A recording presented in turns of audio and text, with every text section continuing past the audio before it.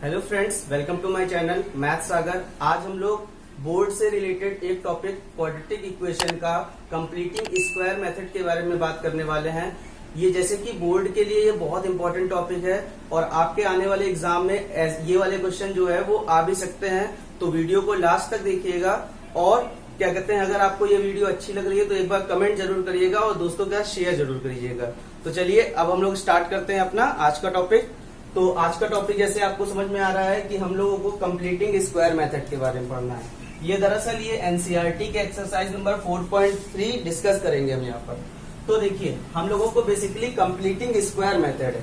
तो यहाँ पर एक नाम समझ में आता है स्क्वायर और कंप्लीट स्क्वायर का मतलब जानते हैं कि कोई भी क्या कहते हैं फ्रैक्शन दिया हुआ है उसको पहले कंप्लीट स्क्वायर में बदलना ही हमारा क्या कहलाता है, कंप्लीटिंग स्क्वायर मेथड पर करता है। अब देखिए हम लोग करेंगे क्या, सबसे पहले हम लोग स्क्वायर को कंप्लीट करना सीखेंगे, फिर उसके बाद हम ये क्वेश्चन को करेंगे। ठीक है, जैसे आपके पास कोई भी इक्वेशन दी है, जैसे x square plus 4x plus 4, और मैं कह दूं कि इसको आप कंप्लीट स्क्वायर में लिखिए। तो आपको करना क्या है कि मैं आपको कंप्लीट स्क्वायर में लिखना सिखा रहा हूं।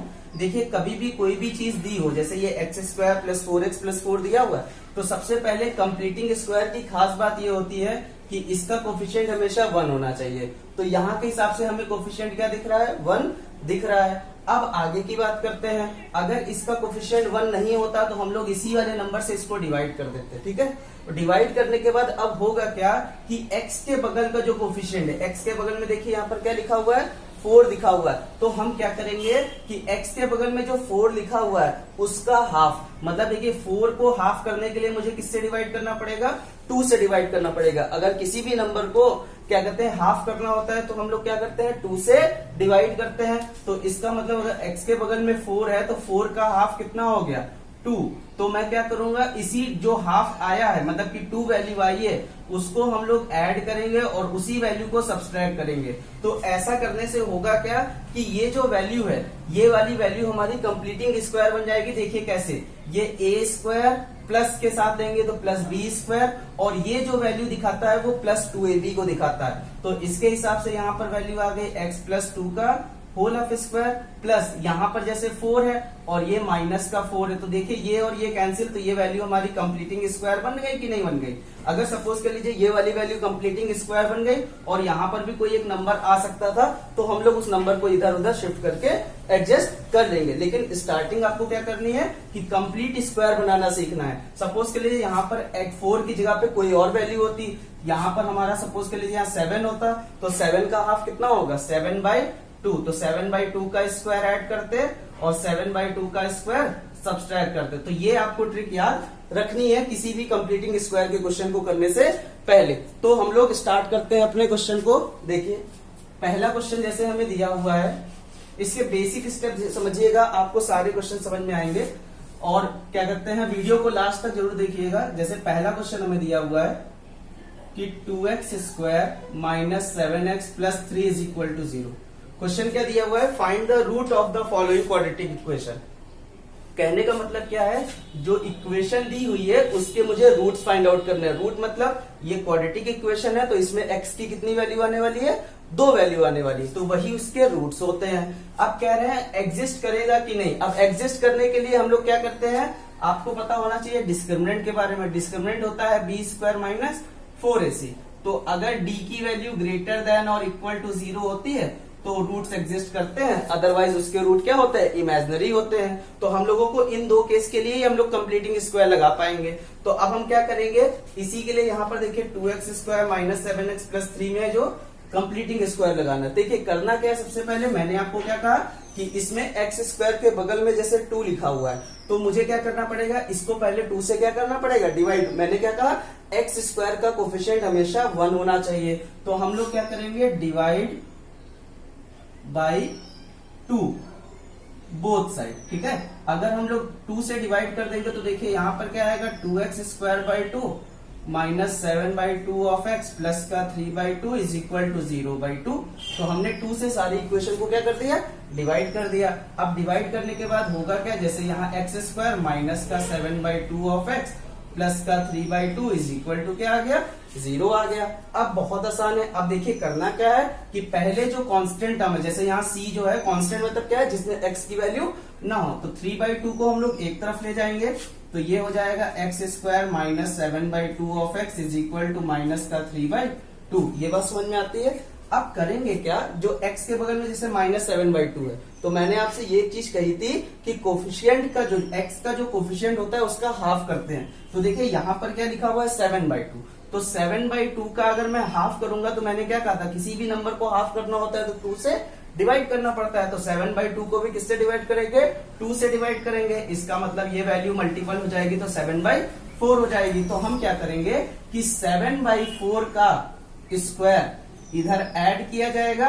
देखिए ऐड और सब्सट्रैक्ट करना बताया था, तो जो माइनस वाली वैल्यू है वो उधर चली गई, तो सेम एज इट इज यहाँ पर भी 7/4 का होल ऑफ स्क्वायर इसमें ऐड कर देंगे। ठीक है, तो ये बात समझ में आई। अब देखिए ये फॉर्मूला ये बताएगा, जैसे इसको सही से लिख ले तो x² minus 7/2 of x plus 7/4 का whole of square is equal to minus का 3/2, और इसको ओपन कर लेते हैं, एक तरफ का ओपन कर लेते हैं और एक तरफ का एज इट इज रखते हैं। तो 7/4 को लिखेंगे 49/16। ये बात समझ में आ रही है।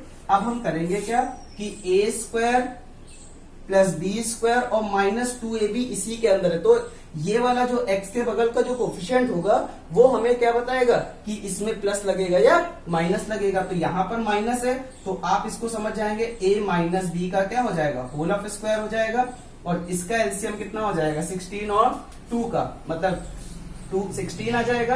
अब 2 8 मतलब माइनस का 24 प्लस का 49। ठीक है, तो अब हम क्या करेंगे, इसको लिख देंगे x माइनस 7/4 का whole of square is equal to ये हो जाएगा 25/16। अब देखिए स्क्वायर उधर जाएगा तो क्या हो जाएगा, अंडर रूट हो जाएगा ना, तो इसका मतलब यहां पर मैं कर रहा हूं, तो x minus 7/4 is equal to under root of 25/16 हो गया। अब देखिए अगर मैं ये माइनस वाली वैल्यू को उधर भेज देता हूं तो वैल्यू आ जाएगी x इज इक्वल टू 7/4, और प्लस माइनस अंडर रूट के बाहर कभी भी कोई भी चीज आती है तो प्लस माइनस में आएगी। तो 25 की वैल्यू क्या आ गई रूट के बाहर 5, और 4 ये 16 का आ गया 4। अब हम लोग क्या करेंगे, केस ले लेंगे। केस फर्स्ट, कौन सा केस ले लेंगे, जब ये क्या हो जाए, पॉजिटिव साइन हो जाए। तो पॉजिटिव साइन हो जाएगा तो x की वैल्यू क्या हो जाएगी 7 प्लस 5/4। इसका मतलब क्या हो गया, 7 और 5 12/4। कैंसिल करेंगे तो x की वैल्यू कितनी आ गई, 3 आ गई। तो ये आपका एक रूट आ गया। सेम एज इट इज अगर हम दूसरे की बात करते हैं तो हम लोग यहाँ पर लिख देंगे केस सेकंड, और केस सेकंड में क्या करेंगे, इसका निगेटिव साइन ले लेंगे, और निगेटिव साइन लेते ही x की वैल्यू आ जाएगी 7 माइनस 5/4। ठीक है, एक बार पॉजिटिव ले लिया और एक बार निगेटिव ले लिया। तो इसके हिसाब से देखिए 7 में से 5 गया 2/4, तो जब इसको कट करेंगे तो 1/2। तो देखिए एक x की वैल्यू कितनी आ गई 3, और एक x की वैल्यू क्या आ गई 1/2 by the help of completing square method. देखिए कितना आसान है इस क्वेश्चन को करना। अब हम लोग क्या करेंगे, दूसरे क्वेश्चन को एज इट इज अप्लाई करेंगे। ठीक है,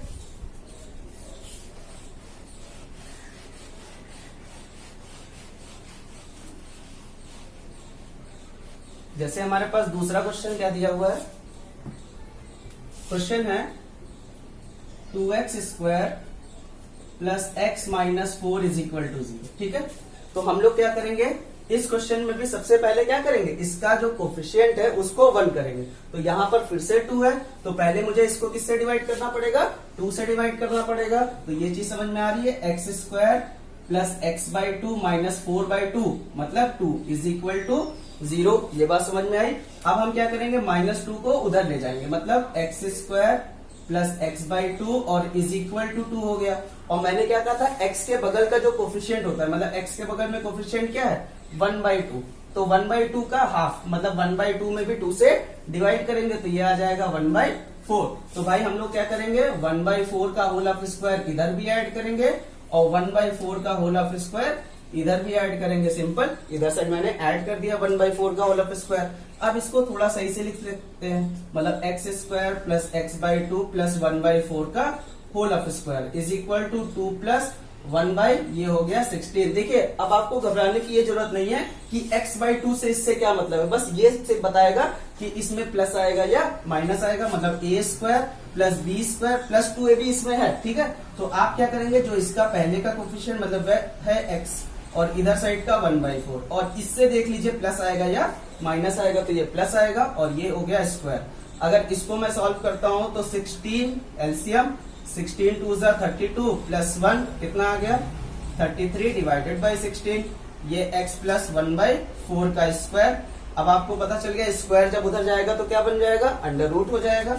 मतलब x plus 1/4 is equal to under root of 3/16, लेकिन किसके साथ, प्लस माइनस के साथ। तो ये जो प्लस का 1/4 है, फिर ये उधर चला गया तो x की value -1/4 plus minus under root 33 से बाहर कुछ नहीं निकल पाया, लेकिन 16 से बाहर क्या निकल के आ गया 4, ठीक है। ये हमारी वैल्यू आ गई। अब हम लोग को करना क्या है, फिर से दो केस में डिवाइड कर लेना। केस फर्स्ट, जब हम लोग क्या ले लेते हैं, इसका पॉजिटिव साइन ले लेते हैं, तो पॉजिटिव साइन लेंगे तो x की वैल्यू -1/4 प्लस रूट 33/4, तो पॉजिटिव साइन लिया गया तो इसका आंसर आ गया 4 -1 प्लस रूट 33, ठीक है।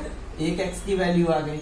अब देखिए एक बार केस क्या ले लेंगे, केस सेकेंड, जब इसकी वैल्यू निगेटिव साइन ले लेते हैं, तो निगेटिव साइन ले लिया तो x की वैल्यू क्या आ गई -1 माइनस रूट 33/4, तो इसके हिसाब से वैल्यू क्या आ गई, माइनस कॉमन ले लो रूट 33 प्लस 1/4, ये आपका x की वैल्यू आ गई। तो देखिए x के दो रूट हमारे निकल गए। अब सेम एज इट इज हम लोग थर्ड क्वेश्चन करेंगे।